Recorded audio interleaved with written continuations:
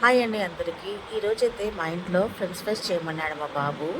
నేనైతే home made French fries అయితే చేశాను. నాకు 1 వీక్ నుంచి అడుగుతున్నాడు.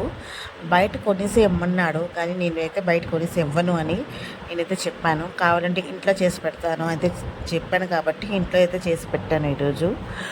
చాలా చాలా ఈజీ అండి. 3 పొటాటోస్ అయితే తీసుకున్నాను నేను. దానికి చాలా పొడవుగా కోసేయాలి.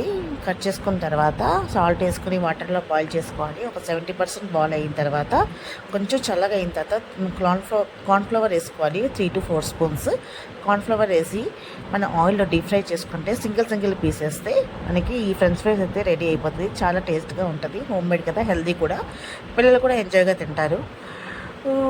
అది ఎందుకో పిల్లలందరికీ ఫ్రెంచ్ ఫ్రైస్ అంటే ఇష్టమో. సినిమా హాల్కి వెళ్తే ఫ్రెంచ్ ఫ్రైస్, పాప్కార్న్ ఈ 2 అడుగుతారు పిల్లలు. సినిమా హాల్కి వెళ్ళాలా, ఫ్రెంచ్ ఫ్రైస్ తీసుకోవాలా, తినాలా అర్థం కాదు. సినిమా టికెట్ల కన్నా ఈ ఫుడ్ బిల్లే ఎక్కువ అవుతుంది. మీ ఇంట్లో కూడా ఇదే ప్రాబ్లమా? మా ఇంట్లో అయితే ఇదే ప్రాబ్లం. సినిమా హాల్కి కూడా వెళ్ళాలని ఇంట్రెస్ట్ కూడా నాకు రాకుంటుంది.